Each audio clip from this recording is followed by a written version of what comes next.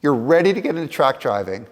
And so you started looking on the internet and you started seeing all these places where they've got these really nice cars and they do these things called HPDEs or autocrosses or time trials. What do they all mean?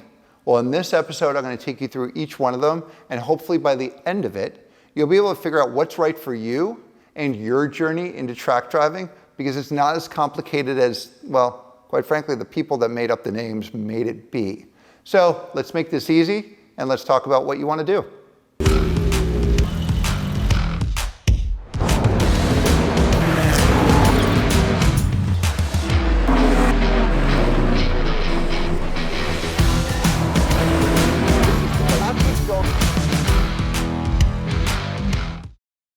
So excited for you that you want to take your car out onto a track for performance driving. Now, where are you going to look and what are you going to look for? There are 5 things that you're going to look for. 1, autocross. 2, HPDE. 3, competition school. 4, time trials. And 5, wheel-to-wheel racing. Let's go through each one of those so you understand the differences. 1, autocross. You might know of that as cones set up in a parking lot. You're weaving in and out. It's a lot of fun because you get to use your own car without a helmet. But there's an actual purpose to it. And the purpose is understanding how to balance your car with very, very little risk.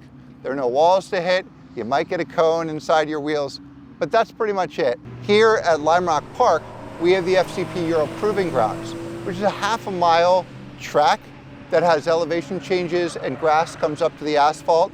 So if you spin, nothing happens. That's autocross, understanding how to balance your car.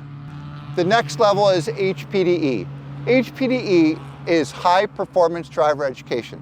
Why they made it so complicated with that name, I have no idea. But nevertheless, HPDE should stand for take your car onto a track. The car has to be street legal. They might not accept some SUVs or station wagons, but the newer SUVs and newer station wagons have great performance, so you actually might be able to take that onto a track. You get an instructor, and they teach you the line. Usually it's set up where you have 4 20-minute sessions on a track, and then you go into an instruction room and you learn a little bit more about the concepts of driving the line. The next one is Skip Barber Racing School, or a competition racing school. Now these are 1 or 3 day or 5 day events, and they are fairly expensive in comparison to the other 2. You learn a lot of great fundamentals, but so you know, at the end, you have a provisional racing license.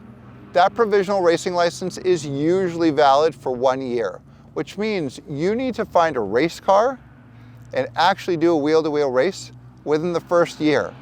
That's pretty intense, but they offer great stuff because they really know what they're doing.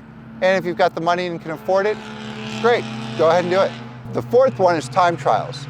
Time trials is, if you know Formula 1, it's qualifying. You're out there with other cars, you're trying to get the best lap time.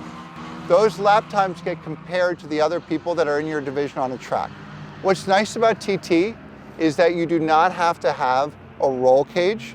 You have to have certain safety standards for sure, but I would say you need to have that for any event that you're taking part in. But you get to time yourself against other people. Super fun and super cool to do time trials. The last thing is wheel-to-wheel racing.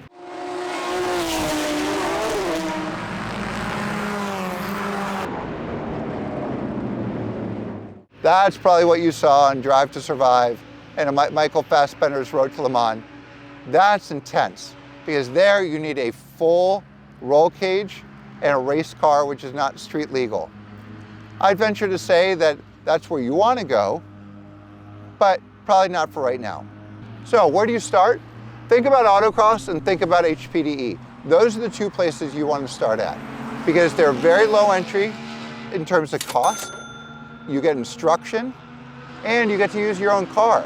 You get to understand what your car can actually do, which is something until you put it to the edge, you won't know how amazing your car actually is.